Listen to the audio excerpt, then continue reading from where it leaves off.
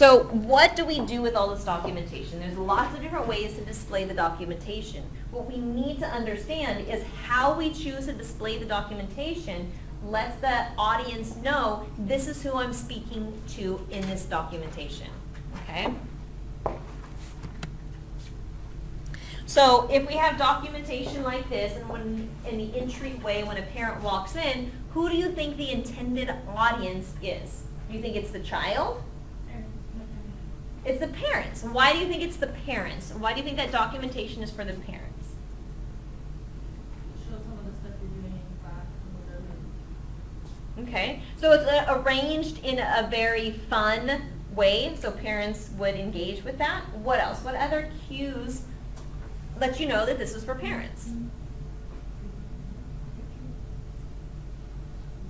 It's on a higher shelf. It's on a higher shelf, so it's not at the child's level. What's surrounding that? Looks like the calendar. Yeah. So it looks like it's kind of in a check-in or parent information center, right? So again, where you choose to put the documentation and how you place it gives the intended audience that knowledge. So who do you think the audience would be? These are put up on the wall. There's pictures and there's a lot of writing describing what's happening in each of those writing. There's also a description of which DRDP measures are involved. So who do you think is the audience? Parents could be one of them. Back to school night. Students. So this documentation is for parents, but it's also it's in a lab school. So it's for lab students to understand this is how we document children's learning. But does this tell, if a parent were to look at it, does it help parents see, even though it looks like we're playing, everything that we're doing in our program is very intentional. We've made choices, and I'm going to tell you about how all of these choices describe learning. What about that?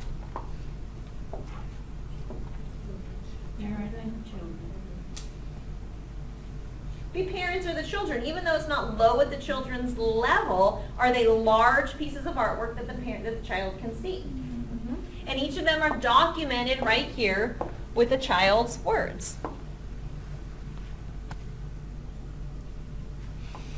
And this is supposed to be this. That's a horrible picture.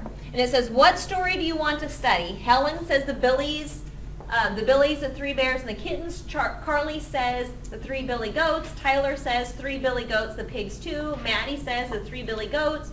Giselle says the 3 billy goats. Evan says Jack and the Beanstalk. So who do you think that documentation is for?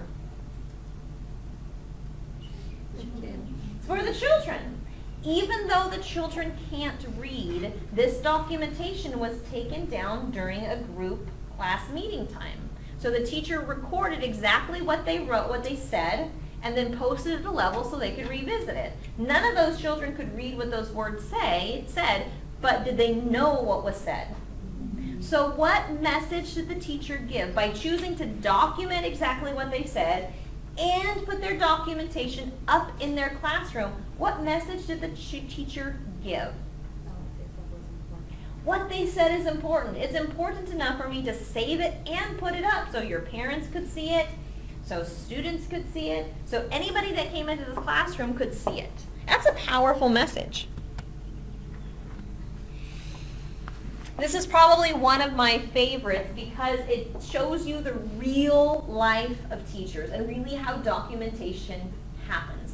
So all this is a Post-it stuck on a child's artwork for a teacher to later type it up and make it into something pretty. So what would happen is the teacher, probably on at 5 o'clock, 6 o'clock, an evening, a Saturday morning, because this is the life of a teacher, they'll type up those words and make them pretty and put them and format them and place them on the picture. But what happens in the interim is a simple Post-it that recorded the child's words as they were producing that piece of work. And you can see underneath it, it's a stack of that artwork sitting in the teacher's office for them to produce that documentation. But that's still documentation. So as the child was sitting there and creating their work, what was the teacher doing? Writing what the child was saying on the Post-it. So what message does the child get?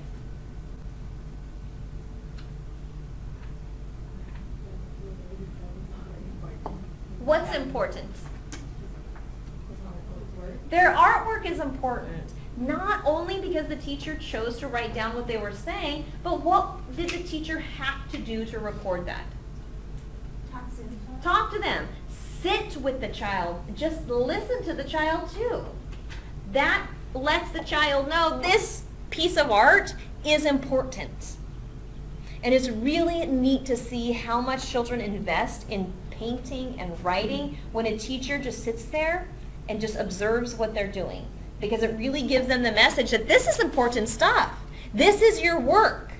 And when we create this documentation and hang it up in our classroom, what message does that give to parents or directors or any other stakeholders that will come to visit?